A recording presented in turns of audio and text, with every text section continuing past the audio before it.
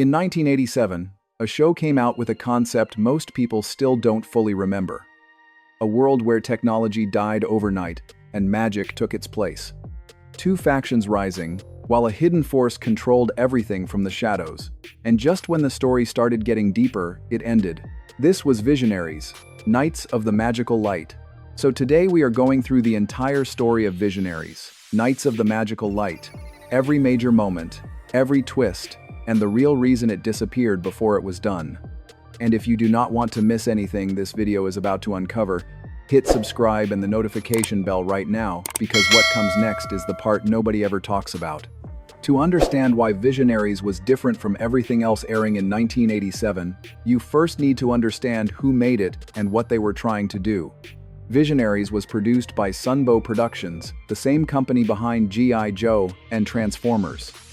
But this one had no Marvel involvement for the first time. A completely original world, and a premise that the moment you heard it made you realize this show was not playing it safe.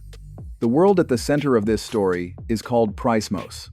And for centuries, Prismos was a civilization built entirely on science and technology. Cities powered by machines, transportation, communication, government, everything running on electricity and engineering. A futuristic world that had traded away its ancient past for the comfort of modern progress. Sound familiar? It should. Because what happens next is the part that changes everything. In a single night, it all stopped. Three suns aligned in an astronomical event that happens once every few thousand years. When they did, a planetary pulse swept across Prismos and shut down every single piece of technology on the planet. Every engine went silent, every light went dark, every system that civilization depended on ceased to function, and nothing humanity knew how to do could bring any of it back. What had taken centuries to build was undone in hours. And into that vacuum, as always happens when power disappears overnight, something far older than machines began to fill the silence. Magic returned to Prismos. And that is where this story truly begins. Now here is the part most people skip over when they talk about this show, and it is the part that makes everything else make sense. Deep in the mountains, inside a shrine carved into a place called Iron Mountain, a wizard named Merklin had been waiting for exactly this moment. Not panicking, not scrambling, waiting. Because Merklin understood something nobody else on Prismos did yet. He knew this age of magic was not a disaster. It was a return. And he had every intention of shaping what it became. Merklin sent a summons across Prismos, not an invitation but a challenge. Any warrior who believed they were strong enough could come to Iron Mountain and attempt to claim power in this new world. 14 answered that call. And what waited inside that shrine was not a ceremony. It was a gauntlet. Traps, monsters, obstacles designed to break people at their limits. The ones who turned back got nothing. The ones who made it through to Merklin's chamber, those were the ones he had been watching for all along. Now pay close attention here, because this is where the show does something that sets it apart from every other cartoon of its era. Each surviving knight received a totem, a glowing holographic animal crest that appeared on their chest. And here is what made it unlike anything else on television at the time. It was not an animal they chose. It was not a reward for being heroic. It was a mirror. The totem reflected who that person actually was at the core of their character. Noble and principled warriors received the lion and the wolf. Fast and cunning fighters received the cheetah. The oldest and most powerful received the bear. And the cruel, the corrupt, the power-hungry received the creatures that matched that darkness in them. The shark, the mollusk, the gorilla. By speaking a specific rhyming verse out loud, a knight could fully transform into that animal. No partial shifts, no limitations, complete transformation. And 8 of the 14 received something beyond even that. Power staffs. Long magical weapons that when activated by the verse engraved on them unleashed a single devastating ability. Wisdom, strength, decay, fear, destruction, light speed, one use. Then the staff went dark. And this right here is the detail that made Visionaries fundamentally different from every other show airing on Saturday morning. He-Man's sword never failed him. Transformers never ran low. But a visionary with a spent staff was just a person standing in a broken world with empty hands. Merklin knew exactly what that feeling of desperation would make people do, and he had designed the entire system around it. Because the only way to recharge an empty staff was to bring it back to Merklin, and Merklin never recharged anything for free. So let us talk about the two sides this created, because this is where the real story starts to take shape. From those 14 knights, two very different groups formed. Not randomly, but because of the character each person had already revealed inside the gauntlet. The first group, the Spectral Knights, settled in New Valorak, one of the few cities still standing after the collapse. Their leader was Leoric, a prince with the lion totem and the staff of wisdom. Composed and principled, the kind of leader who genuinely believed power existed to protect people rather than control them. Around him stood Creotech, the oldest of the knights, carrying the bear totem and the staff of strength, a gruff former brawler who had decided somewhere along the way that his size was better used defending people than intimidating them. Witterquick moved faster than anyone could follow with his cheetah totem, a tactician who bent rules not because he was reckless but because he understood that rigid thinking loses battles. And Galadria, the only woman among the Spectral Knights, carried the dolphin totem and a kind of steady compassion that everyone around her consistently underestimated. They were not perfect. They argued. They doubted. But they were genuinely trying to use what Merklin had given them for something worth giving it for. Now, on the other side of Prismos, in a place called Castle Darkstorm, something completely different had taken root. And this is where the show gets genuinely interesting. The second group, the Darkling Lords, were led by a man named Darkstorm. And Darkstorm was the kind of villain who is frightening precisely because he is so intelligent, patient in a way that most people in power are not. He did not need to win every confrontation. He needed to win the right ones. His totem was the mollusk and his staff was the staff of decay. When he raised it and spoke the words engraved on it, whatever it touched withered, flesh rotted, wood collapsed, stone crumbled. A power that matched perfectly with a man who had built his entire strategy around making things fall apart from the inside. Around Darkstorm stood people who fit his world in different ways. Kravex carried the pterodactyl totem and the staff of fear, a berserker so unstable he would turn on his own allies when the rage took hold. Viralina had the shark totem and the quiet, calculating intelligence of someone who had spent years as a newscaster reading people for a living and had learned to use what she saw against them. And then there was Sindar, the oldest of the Darkling Lords, carrying the gorilla totem and the staff of destruction. Sindar was not clever. He genuinely was not very sharp at all. But he had an enormous heart, a real tenderness for animals that sat strangely against the destruction he was capable of, and that contradiction made him the most human character on either side of this war. The Darkling Lords did not have a cause the way the Spectral Knights did. They had appetites. And on Prismos, in the aftermath of collapse, appetite combined with magical power was more than enough to make them dangerous. But here is the thing that neither faction had figured out yet, and it is the most important thing in the entire show. Neither side was actually free. Every time a staff was used, that knight had to go back to Merklin. Every recharge came with a condition, a task, a quest that always seemed to require the two factions crossing paths with each other at the worst possible moment. Merklin told them that hardship was how meaning was forged. That struggle sharpened character. That without pressure, the magic they carried had no weight. Maybe he believed that. Or maybe a very old wizard on a mountain had found an entertaining way to run the world from a safe distance, watching the pieces he had handed out collide with each other and studying what came out of it. The show never fully answers that question. And that ambiguity is exactly what makes Merklin so unsettling. Now, the early conflicts between the Spectral Knights and the Darkling Lords played out across Prismos in raids, vehicle battles, and quests for powerful artifacts. Merklin sent both sides after the Dragon's Eye, a gem of enormous power. He arranged access to a healing spring, and then made sure both factions wanted it at the same time. The Spectral Knights defended New Valorak. The Darkling Lords raided and schemed. And slowly, through all of this, the two factions came to understand each other, the way enemies do when they have been fighting long enough to know every move the other side makes before they make it. And then things shifted in a way nobody expected. Stay with me here, because this is where the show reveals how much deeper it was willing to go than anything else on Saturday morning television. A spectral knight named Farrell, young and uncertain and carrying the wolf totem, began to doubt. Not his allies but himself.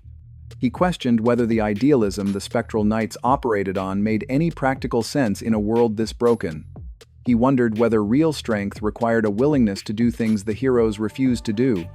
And Darkstorm, who understood doubt the way a surgeon understands a wound, found that opening and applied pressure to it slowly and deliberately. The show did not rush through this. It let Farrell sit in that uncertainty. Let the audience sit with him. When he eventually returned to the Spectral Knights, it was not because someone gave him a speech about honor. It was because he had watched the Darkling Lords operate from the inside long enough to understand what a life without principles actually felt like from day to day. That quiet realization carried more weight than any magical battle the show ever produced. And not long after that, the show did something even bolder with Leoric himself. Keep watching, because this is the moment that changes how you see the entire Spectral Knight storyline. Leoric, the noble and composed leader of the Spectral Knights, became trapped in his lion form. Not weakened for an episode. Not briefly vulnerable. Completely trapped, unable to speak, unable to command, reduced entirely to the animal his totem had always said was underneath the title and the armor. The team had to function without him. And the show made you feel the full weight of that, not just as a plot complication but as a genuine question about what leadership actually is when the leader disappears. When Leoric finally returned to human form, something in him had changed. He was quieter, more careful about the certainty he projected. The show never had enough time to fully explore what that experience did to him, and that is one of the things that made the 13-episode run feel so genuinely unfinished. Now, the most dramatic turn in the entire series came when Darkstorm made a decision that changed everything, and I mean everything. Darkstorm had grown tired of needing Merklin. Tired of bringing spent staffs to a mountain and accepting quests in exchange for what felt like power that should already be his. So he seized Iron Mountain and overthrew the wizard. And for a moment, it looked like the Darkling Lords had finally broken free of the system that had been controlling them from the beginning. Then the cataclysm started. Without Merklin's careful, manipulative hand guiding the flow of magic across Prismos, things began to break in ways nobody could predict or stop. The magic that had felt like power revealed itself as something far more volatile without someone who truly understood it, managing the pressure. What the Darkling Lords had wanted to rule began collapsing around them. And so Darkstorm, the man who had built his entire reputation on never needing anyone, went back to Merklin, asked him to return, admitted that the wizard he had deposed was something he could not replace. Merklin agreed. And the way he agreed, without surprise, without anger, with something closer to quiet satisfaction, told you everything you needed to know about how far ahead he had been thinking all along. Now we come to the finale. And this ending is exactly why people who watched this show never fully got over it. The final crisis came from the most unlikely place. Sindar and a Darkling Lord named Lexer, through impulsiveness and genuinely poor judgment, accidentally released creatures called the Sun Imps, chaotic spirits of raw magical energy, impossible to predict and nearly impossible to stop. Once released, they tore through Prismos without preference for faction or principle. They threatened everyone equally. And for one strange, uncomfortable moment, Spectral Knights and Darkling Lords stood on the same side. Not because they had resolved anything. Not because either side had decided the war was pointless. Only because the alternative was watching everything burn. They worked together long enough to drive the Sun Imps back and seal them away. And then, with that immediate crisis over, the war simply continued. Unresolved. Unchanged. As it had always been. The screen went dark. No final battle. No clear winner. No moment where the right side triumphed, and you could feel the satisfying click of a story completing itself. Just Prismos still broken, still contested, and Merklin on his mountain watching everything with that expression that you could never quite read. It was not a comforting ending. But it was an honest one. And now you need to understand why the show ended there at all. Because the real reason is something the industry never wants to talk about. The reason Visionaries stopped after 13 episodes comes down to something that had nothing to do with the quality of the storytelling. The toys did not sell. Hasbro's 1987 action figure line had done something genuinely innovative. Holographic chest plates and staffs that shifted images as you tilted them, showing the transformation from human to animal in the plastic itself. Nothing else on toy shelves that year looked like it. But holograms cost money to produce. And 1987 was a brutal year to ask parents to choose a new toy line when Transformers and He-Man figures were already filling shopping carts across the country. The single-use staff mechanic that made the show so dramatically interesting made the toys feel limited in a way that kids playing pretend did not want. Why choose the knight whose power runs out when you could choose the one who never stops? The line was cancelled. Season 2 never happened. Figures that had been planned were never produced. And the kids who had been leaning forward every Saturday morning reciting staff verses along with the characters had to live with a story that was cut off before it was done. But here is what actually matters, and it is the reason this video exists at all. The people who saw Visionaries never forgot it. Not because nostalgia makes everything feel bigger than it was, but because this show actually was bigger than it got credit for. Prismos was not just a backdrop for toy commercials. It was a real idea about what happens to a civilization that builds everything on a system it does not fully understand, and what that civilization has to become when the system disappears. In 1987, that felt like an interesting story.